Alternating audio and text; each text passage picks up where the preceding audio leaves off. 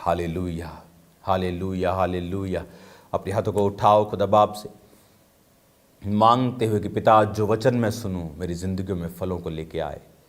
मैं 100 गुना फल लाऊं खुदा बाप,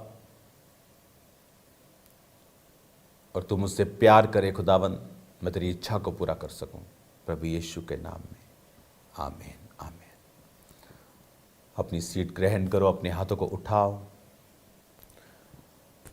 चर्च, सब फॉरेन ब्रांचेस, ऑनलाइन चर्च, अपने हाथों को उठाकर खुदा बाप से कहो, अपनी बाइबल को उठाकर कि आज जो वचन मैं सुनूंगा मैं उसे मानूंगा, मैं उसे लोगों को बताऊंगा। खुदावंद, मैं चाहता हूं कि तू मुझ पर प्राउड करे, मेरी गवाही दे जिस तरह तूने अपने लोगों की गवाहियां दी हैं। हमें परीक्षा में ना लाकर बिना परीक्षा के आप हमारी जिंदगियों के ऊपर अनुग्रह करें, प्रभु यीशु के नाम में आमीन, आमीन। मैं आपका वेलकम करता हूं आज इवनिंग मीटिंग में, यीशु मसीह की हुजूरी में, उसकी प्रेजेंस में। मेरा बिलीव है कि आपने मॉर्निंग का वचन सुना होगा, सब फॉरेन ब्रांचेस, और इस समय आपसे ये बात करना वर्ड के बीच में से ये बहुत ज़रूरी है। परमेश्वर ने मुझसे कहा है, खासकर जो फॉरेन ब्रांचेस हैं उन लोगों के लिए, कि इन आने वाले समयों में, आने वाले महीनों सालों में जो फॉरेन की कलीसियाँ हैं वो बहुतायत के साथ परमेश्वर उनको बढ़ाना चाहता है। ब्रांचेस, नंबर्स, ग्रेस, एवरीथिंग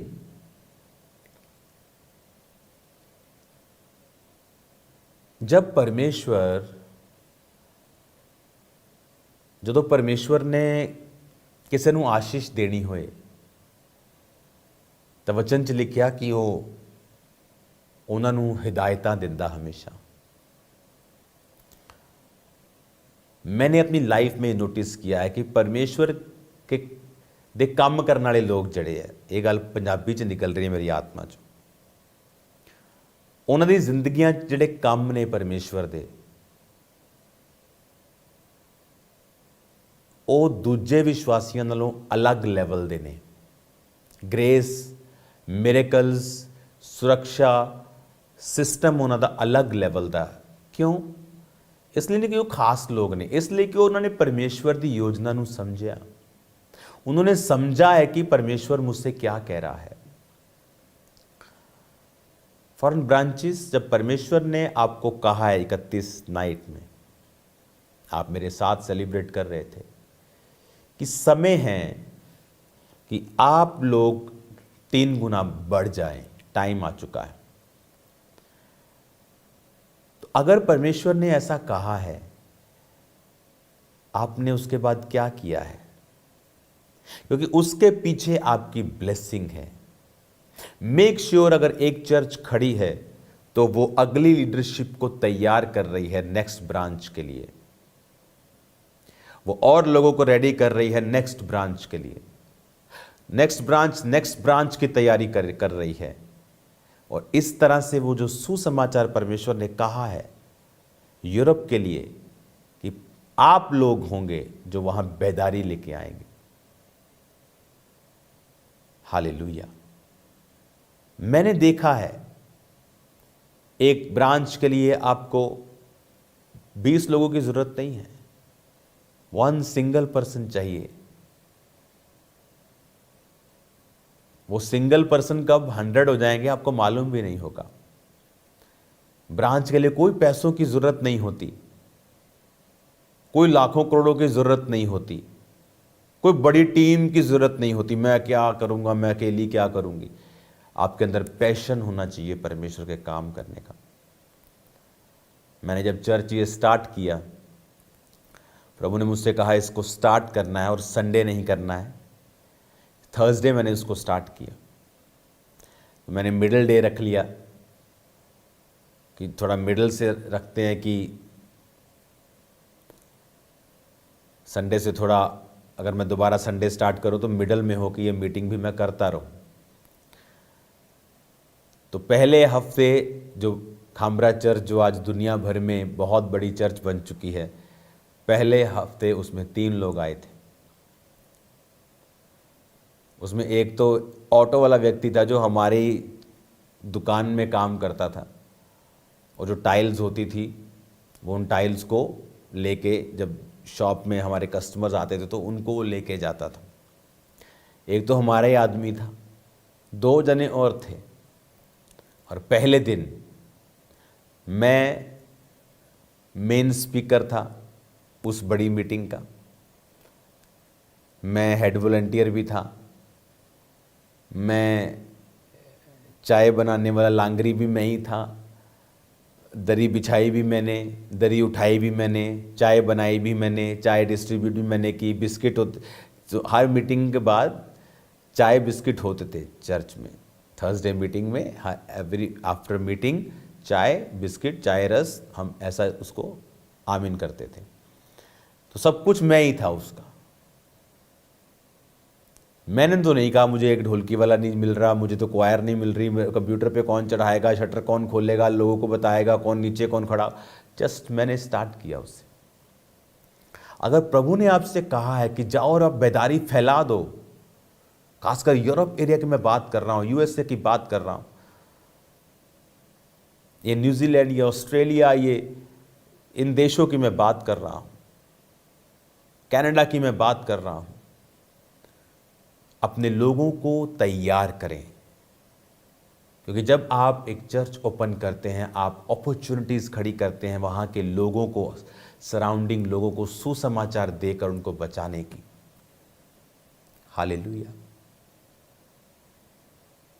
जब बड़ी बड़ी मीटिंग्स हम पंजाब में करते हैं, बड़े बड़े क्रूसेड्स, लोग सोचते हैं यार 10 लाख बंदा, यार बड़ा पैसा इकट्ठा होया होगा।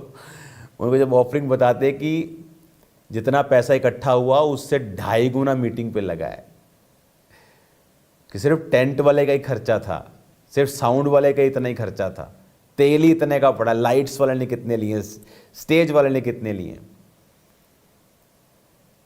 तो चर्च, बड़ी मीटिंग्स, ब्रांचेस, ये कोई फाइनेंस का कारण नहीं है इनको ओपन करना। सुसमाचार, आप जब सुसमाचार आपके सराउंडिंग्स में जाता है, जब आप चर्च को ओपन करते हैं, रूहें बचती हैं। क्या स्ट्रेटजी बनाई हमने? क्योंकि आपकी बरकत उस स्ट्रेटजी के पीछे है, कभी नोटिस कर लेना। पौलुस कहता तुमने मेरी मदद की है हेवनली कामों में, मिशनरी कामों में, अब मेरा परमेश्वर तुम्हारी हर घटी को महिमा सहित पूरा करेगा। मसीह यीशु में पूरा करेगा। सब लोगों के लिए वचन नहीं था, किसी खास व्यक्ति के लिए था। जब आप प्रभु की आवाज को सुनते हैं, आपने क्या एक्शन लिया?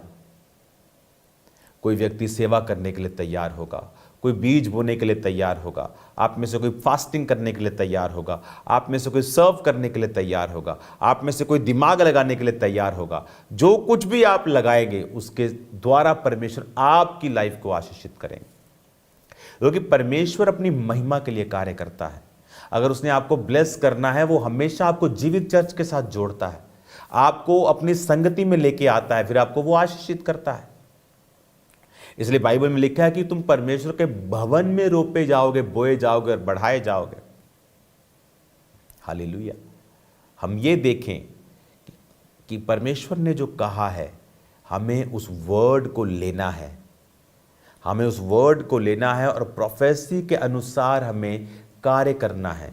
और उसके पीछे पीछे आपकी वो बरकतें छुपी हुई हैं जो आप मांग रहे हो लेकिन आपको मिलती नहीं।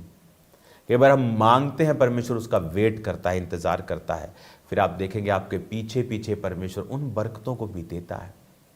पौलुस कहता कि तुमने मिशनरी कामों में मेरी सहायता की है। वो कलीसिया कोई बहुत अमीर कलीसिया नहीं थी, घटी में भी कहता तुमने एक नहीं वरन 2 बार कुछ भेजा।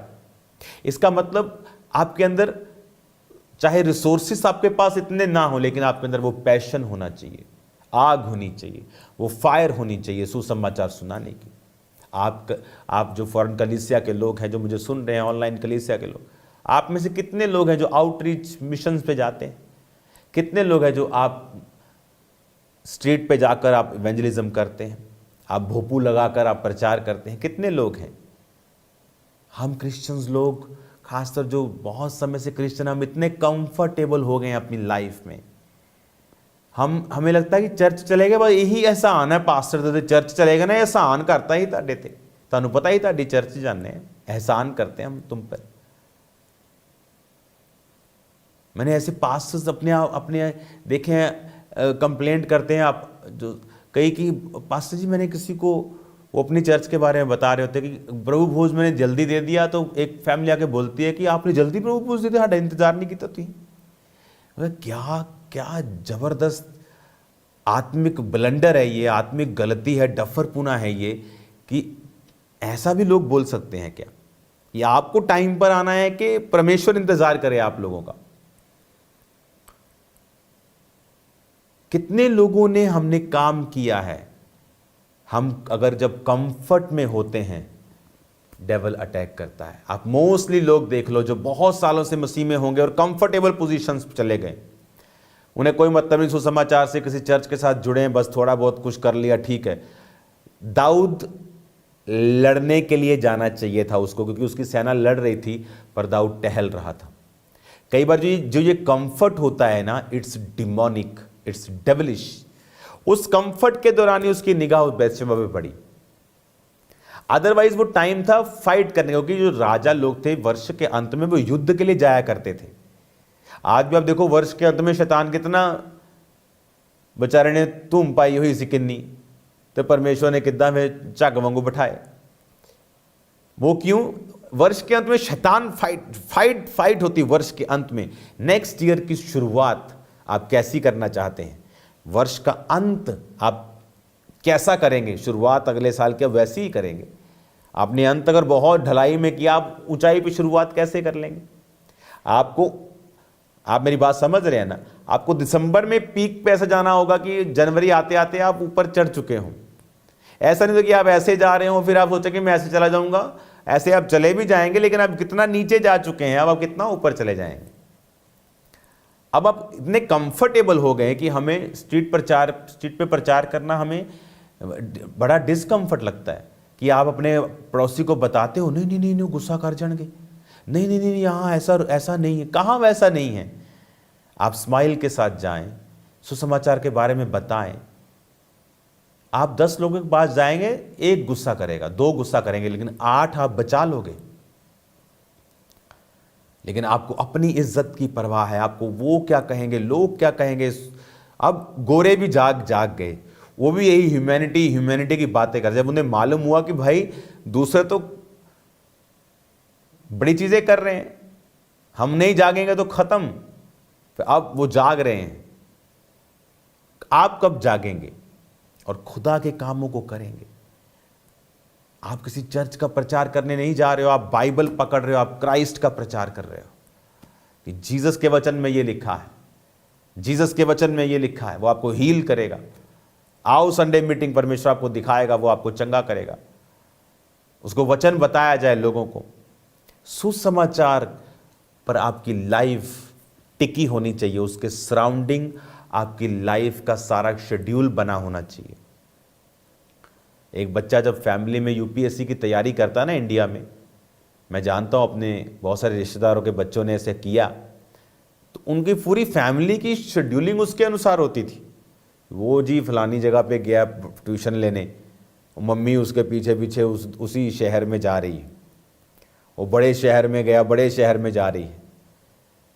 सारा कुछ माता पिता का भी उसी हिसाब से शेड्यूल हो गया है, उसका भी शेड्यूल हो गया है। हर चीज़ बदल जाती है जब बड़ी तैयारी कुछ करनी होती है। नर्सरी पढ़नी है तो फिर क्या शेड्यूल करना, और क्या ये कहते ही क ख ही पढ़ना है। तो अगर काम कुछ करना ही नहीं है, अगर हमें सुसमाचार का काम करना है तो लाइफ को उसी तरह से शेड्यूल करना पड़ेगा। हम चर्च मिस नहीं कर सकते।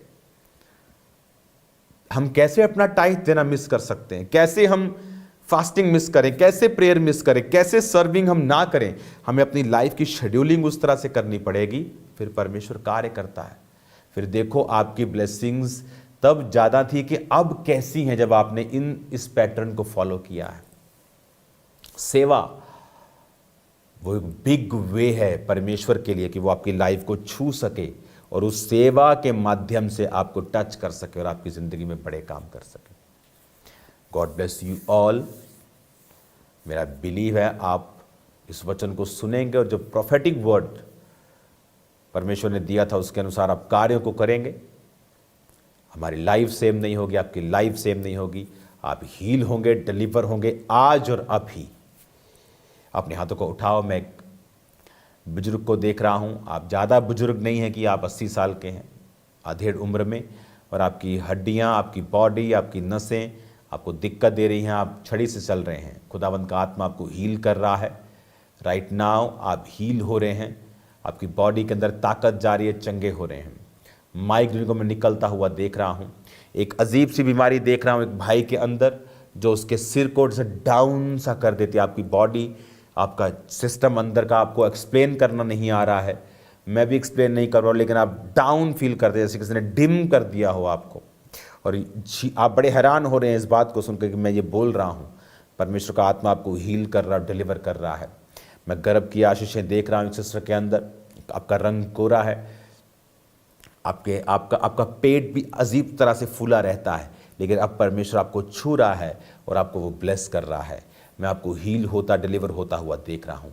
राइट नाउ अपनी बॉडी पे हाथ रखो। Be healed in Jesus name. चंगे हो जाओ, छुटकारा पाओ। यीशु के नाम में तुम फाइनेंशियली आशीषित हो। हर प्रकार के कर्जे की आत्मा तुम्हारी जिंदगी को छोड़ के जाए। नशे का आत्मा जाए, बीमारियों का आत्मा जाए, कलेश का आत्मा जाए, हर प्रकार के गड़बड़ी का आत्मा तुम्हें छोड़ के जाता रहे।